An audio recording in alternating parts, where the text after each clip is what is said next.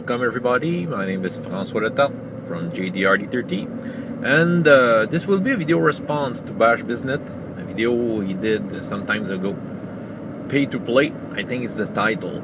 His video is about his opinion about gaming tables that demands a fee to play role-playing games. He's not, well, his opinion is that he won't be against it, but he's not up to that. Okay, he prefer not to.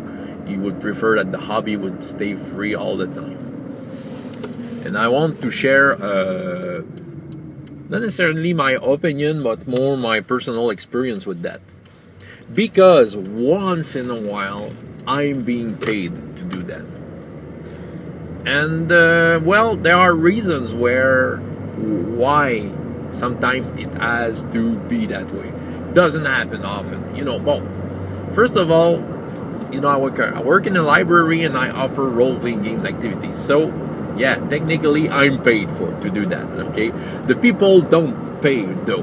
I'm paid. It's a public service, so I have an income from being an employee of the library. But the people who comes are not paying for that. It's the same. I've been working in a high school some years ago. During lunchtime, I was giving role-playing game activities, and I was being paid for that. But the kids, were there, didn't pay the fee yet. But it happened maybe 2 or 3 times. It's very rare, but sometimes it happened that people would pay me to do that. They often come to me offering me the money to do that. They wanted my service, okay? There was a time where I had lots of free time, and I was more than willing to introduce people to role-playing games freely, okay? I had the time. There was a time that I could have 4 games a week, okay? I was being player in some, I was a game master of the others. I was very busy for role-playing game, but I was more than happy to do it. Okay, it was great fun to have those tables, and there was no money involved. Okay, it was just me playing with people all weeks long. But this was a time where I had free time and I could get into this passion, as much as I mostly wanted. But now, the times have changed. The situation has changed. I don't have free time. Mostly no free time. Okay. Yes, I do have games that I am involved in, and I do it for free. I do it, the basic way, freely. But it's when I'm available. Okay, the sometimes that I have been paid to, it's because from that part it became a job for me. Okay, well, for then being an unpleasant job, it's very cool to be paid and make role-playing games. But I don't think I could make a living of that. It's like for me creating more free time to make role-playing game to those persons who wanted me. They want me. It was the last time it happened. It was, last spring. Okay, it was the birthday of a teenager girl who simply came to me. She was already someone coming at the library for my role-playing games activities, and she asked me, "Hey, how would you charge for my birthday?" She wanted to celebrate her birthday. It was, a set time. And usually in those times, I'm not really available. I have something else to do, okay? So that's when it becomes a job. It's like when I'm playing music, okay? I can play music for the pleasure. I can arrive at the party with my guitar and play all night long. But it happens more often in this time that I'm being paid to do that. I'm being paid because I have to organize my real life in order to be somewhere to play music, and in exchange I have some money. So that's what happened with when I've been paid. Okay, it becomes a service. I know that there's a lot of people who are really, really against that. The arguments are, it should be free. Okay, it should be free, and you become friends with those peoples, and okay, yeah, maybe, but there's an upper limit on what you can offer. Even the most generous game master in the world, at some point, don't have the time. You have the upper limit.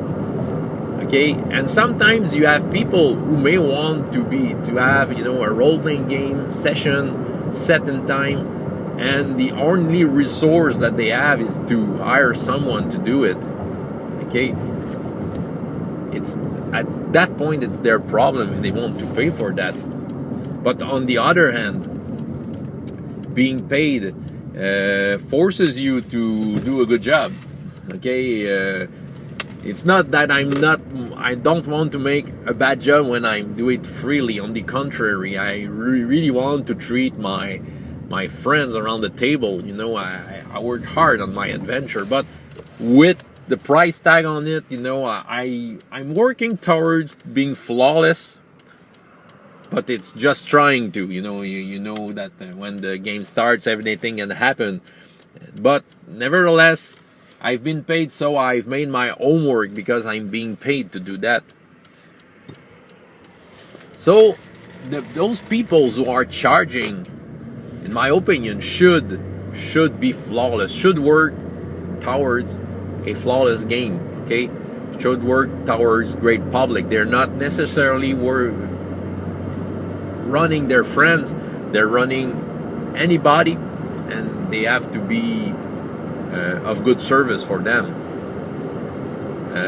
So at the same time, someone who is being paid for that should be flawless, and at the same time will advertise himself. If he really wants to do some sort of living out of that, he will advertise himself, so he may reach people who wouldn't have resources or people they know to introduce them to role-playing games. So at the same time, it becomes the gateway to a certain number of people who wouldn't have any gateways.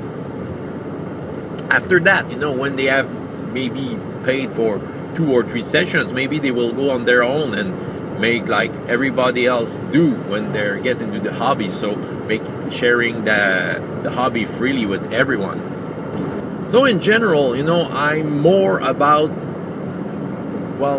for role-playing games to be free. I'm like most of the players, the vast majority of the players. It's something that should be free, shared with people, and when you have time. But I'm not against someone who are charging, as long as they are doing a good job. People are giving money to do that. Well, they have to get the extra mile to make it better, to make the hobby worth the money they're being given. And yeah, and it could, like I said, it could be a good entry point to some people who maybe are too shy to try to see if they know someone doing it. Should someone doing it for them, and maybe they're more comfortable to say, okay, I will hire a service to do that, and I'll be introduced to role-playing games. And if that suits them, well, it's their